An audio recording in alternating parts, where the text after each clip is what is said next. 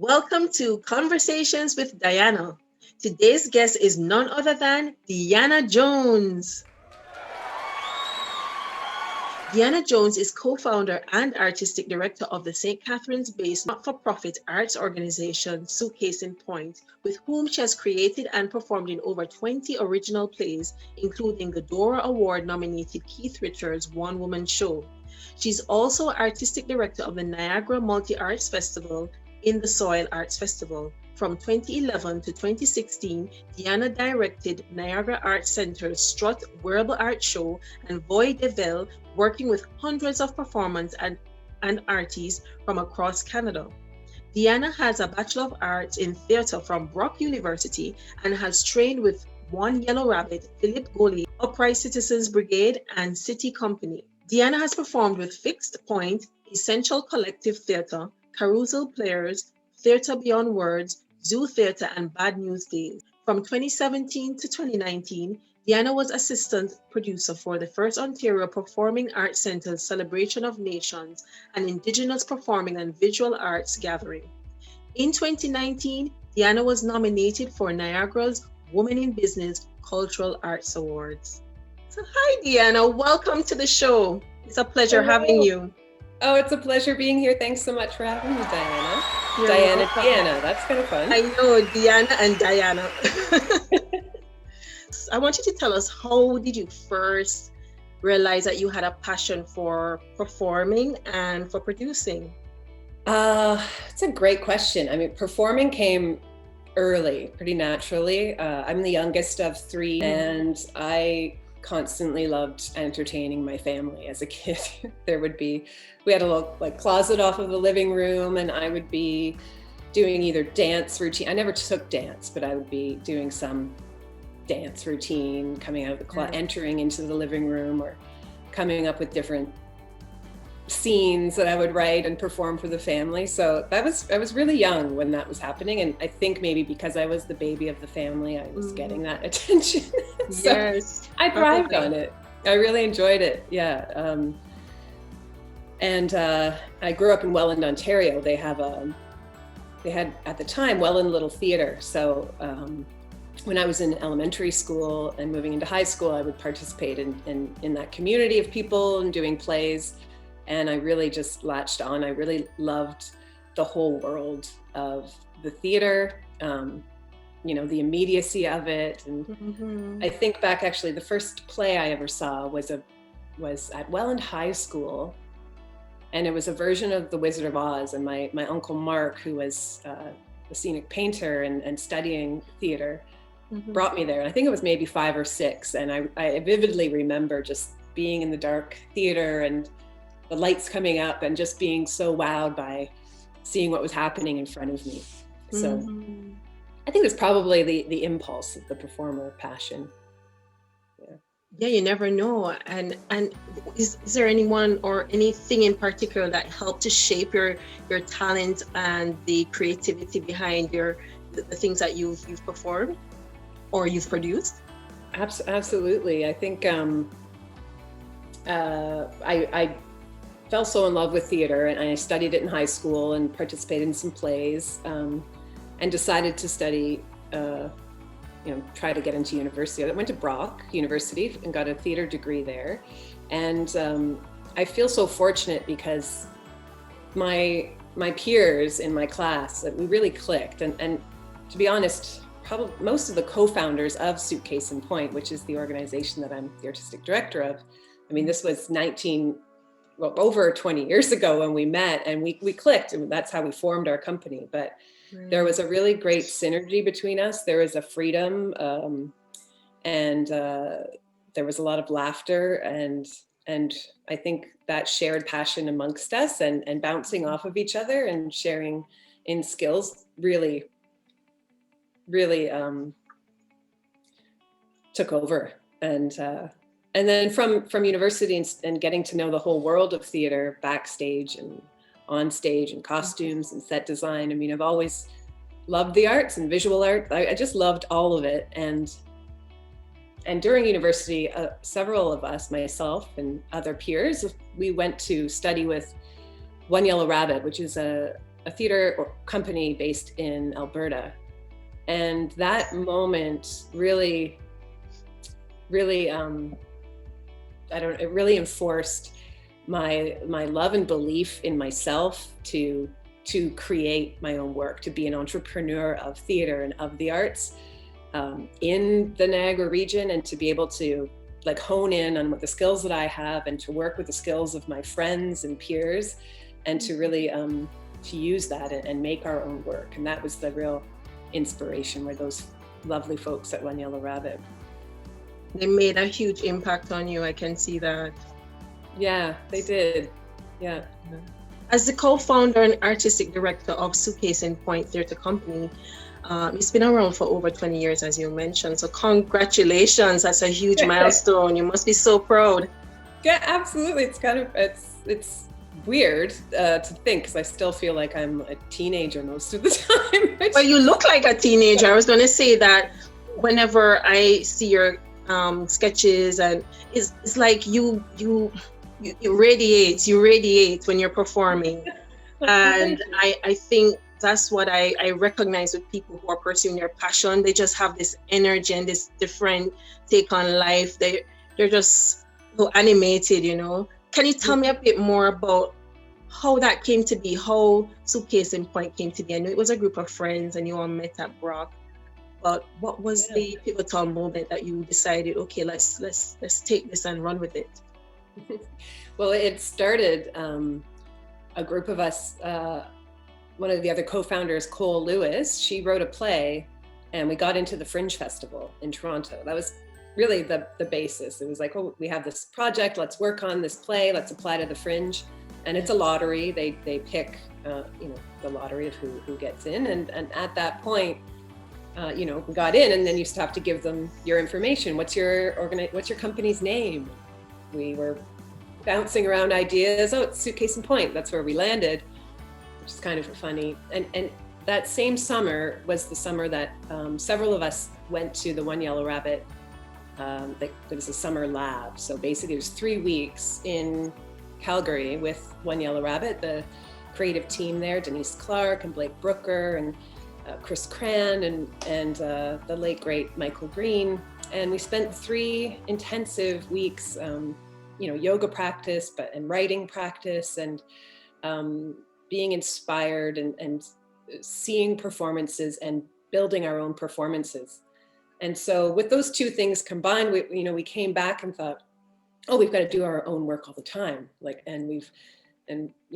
don't we do it here in St. Catharines? We're so close to Toronto and Buffalo and these larger city centers, but we could really make ourselves a professional organization that is known, and we were passionate about this place. And at the time, I mean, there wasn't, our downtown, which is incredible. We all just loved this idea of this community, which has changed so much since those days. And now when I think about it, in our 19th season, we have changed so much. And I think that that's also really something I love about who we are as well, and just being and trying to, sometimes forgetting, but being available to change. What kind of changes? Like, can you give an example of some of the changes or the most recent? Well, even in, we started as a theater organization. We were cranking out new plays and finding strange places to perform plays as well. Like the Merchant Ale House downtown, they let us just take over that venue with so many wild and fun shows that we would perform in that bar. But we were doing theater. And in 2009, we took over the In the Soil Arts Festival, which is a multi-arts festival. That's kind of where the producing side of me came in. That festival was co-founded by several different organizations, people from Suitcase Point and Joe Lipinski from WOW Recordings and Brock Center for the Arts at the time. There's several different people. And so as a not-for-profit, we took on the festival and grew to a multi-arts organization. So we were presenting work from new music to film, dance, site-specific installations, and comedy. Branched out. It's not just theater anymore. It's the whole works. Yeah, and I think that also taught us that where we were, we were a family of friends, close friends from university, and we'd constantly work with other artists across the country. But this really solidified our ability to reach more people and our responsibility to work with so many different artists and so many different businesses in St. Catharines. And we've grown. I mean, we've got a bunch of, we've started an arts mentorship program. We've got some incredible new colleagues, and I suppose the face and the mission has grown and evolved. So it's kind of where we're at now. Yes, that's amazing, Deanna. It's so amazing. I can attest to having known about the theatre company in the recent months, and it's just amazing how your longevity is a testament to the people behind the project and behind the organization. And I do know you're striving to make an even bigger impact in the wider community. So kudos to you for that and to the team. Can you share how the pandemic, I tend to ask this question to all my guests, how it has impacted your life as well as the business? I know it's been challenging, but can you talk about anything right now that is top of mind? Yeah, absolutely. I mean, it's not a great situation. We just think about our community, and it sucks. But that said, I think that as an artist-driven organization, some of these limitations, and really in our care for the community and working within these limitations and still wanting to support the work of artists and creativity has provided, in a way, a skewed sort of inspiration. So how can we work within these limitations? How can we provide interesting opportunities, whether online or live, for audiences? How can we continue to support our local friends and businesses who've supported us? So I think that's a bit of the silver lining, is that I feel as an organization and our staff and the artists we work with, we've tested our creative boundaries and extended beyond them, and brought us closer together. I mean, we're working in this way in online conversations, and sometimes it's a bit much. You get to, yes. Oh my god, where are you there? You just want to jump in the screen. Yeah, and I think that's the hardest part. I mean, yes. the gathering and being able to be, in a theater, in a music venue, and working together is nothing that beats that. And I do look forward to one day being there again. But I think we're doing our very best, and the staff and the board and the Suitcase folks have just been so great. I feel blessed to be supported in that way too, as an individual. Exactly. It is truly an honor. Just a point out to note that I'm a member of the board at Suitcase Point, and I'm so excited to be sitting with a team who have, so far it's been amazing, the collaborative efforts and everything that goes into making sure that Suitcase Point sees another 20 years. So I'm really, really excited to be a part of that. And can you talk a bit more, Deanna, about any upcoming projects? I know I recently saw in the newsletter that there's a Laugh Together promotion that's going on, which I think is amazing. Can you tell us a bit more about that, what we can expect? Sure. We're fairly fortunate. We got some funding from the city of St. Catharines to produce a comedy series over the next, the dog days of the winter here. And while we may be in quarantine or at home, where we wanted to be able to find a way to share in some laughter together. So Laugh Together comedy series. Yeah.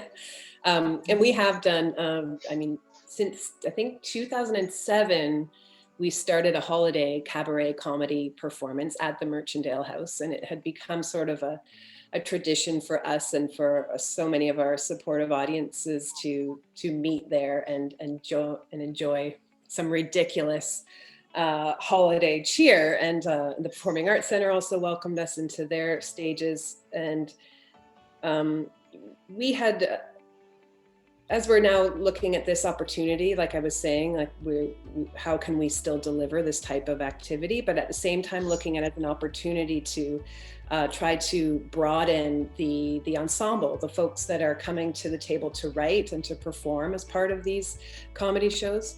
So we're looking at that as this is a great opportunity to sort of extend the ensemble and to find new ways. So we're launching this series with a show on December 20th, and we've got a call for submissions for anyone who's got an idea about their, some way to share and a little laughter about whether your family traditions around the holidays or how that's changed or anything. So we're looking for videos 4 minutes or less, and we'll be paying those that we select to be a part of the show.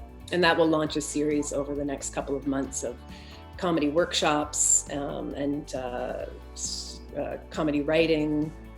And we're looking to recruit new people into the mix as well. So anyone can participate. It's not just if you're an artist. It can be anyone who's interested in sharing some laughter. That's right. If anything, if we've learned anything, looking at social media and Instagram and TikTok, I mean, I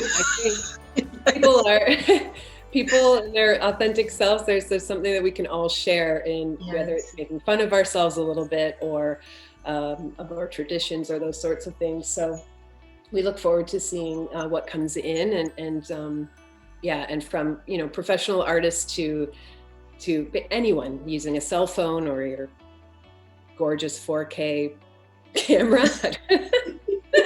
So we're excited for that.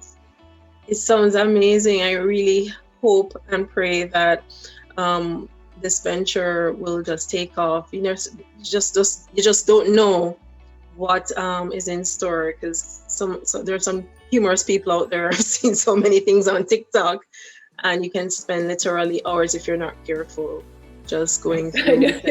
People crave that. People crave escape and a way to just get away from all the negative news and everything that's happening with COVID. It's just one other way to unwind. It's always welcome. Yeah. Can you give us any tips on how to stay focused and motivated during this time? What do you do, for instance, to keep sane? It's a good question, and I like to think I'm somewhat successful. I'm not always successful at that. I definitely fail. It's hard. It's not easy. You're human. Yeah, we're all human. I think that's something that's really, I think myself and as an artist and with, I am a very social person, a very community person, and I really rely on my colleagues and friends. And I think that the more I can, I guess as advice, it's like being able to talk to people and share ideas and get it out there and share in that way is something that's really got me through and continuing to get me through. Staying motivated, because we're in our walls of our place. Our studio on James Street is fairly empty, and I think that it's helped me and helps me feel more healthy to be able to bounce off of other people and be inspired by other people and share in those conversations. Sounds good. What advice can you give anyone who may be watching who is interested in getting into performing or producing? Just go for it. Start. I think if you're interested in it, and if anything,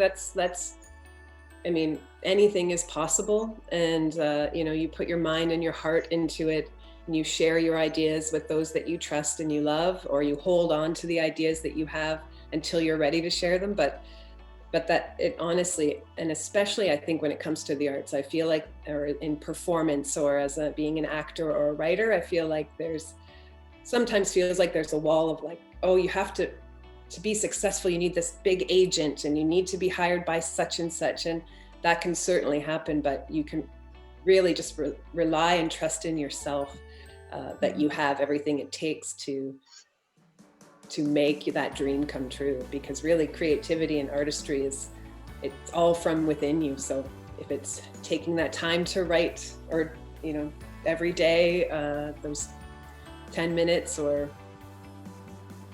yeah, just trust yourself and go for it. I love it. I love it. Go for it and trust your instincts. Trust yourself. Wise words to live by.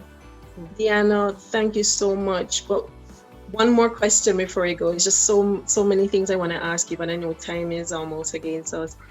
When you're not busy working, what is your favorite hobby or way to unwind? There's a couple of things. I love cooking. I do. I'm not great at it, but my partner Anthony and I, like, that's something that, you know, at least once a week we'll dive into some sort of cooking adventure. Yeah. But the other things I really love doing are crossword puzzles. Getting away from the screen and getting a pencil out and working on the old Sunday Times crossword. That's chills me out. Yeah, but that's probably, you know, walks. There's a few different things, but. Great stuff. And how can people get in contact with you? How can they reach out to you if they wanted to connect? Just text me. My number. Don't keep it. Call me. No, well, we've got Suitcase and Point. Our website, which is suitcaseandpoint.com. All of our contact information is there. So our phone number and the email that's there, that comes directly to me. So although we're not in our office answering the phone, we get the email. So that's a great way. And I'm also Deanna Jones, Facebook and Twitter and Instagram. So yeah, please feel free to reach out anytime, especially if you've got some creative ideas, because that's what we're all about. That sounds amazing. Thank you so much for sharing with us, Deanna. It was a pleasure, as always, you know, when we get together. I love talking to you. Thank you so much. It's been such an honor to be part of this, and I love your show and what you're doing, so thank you so much.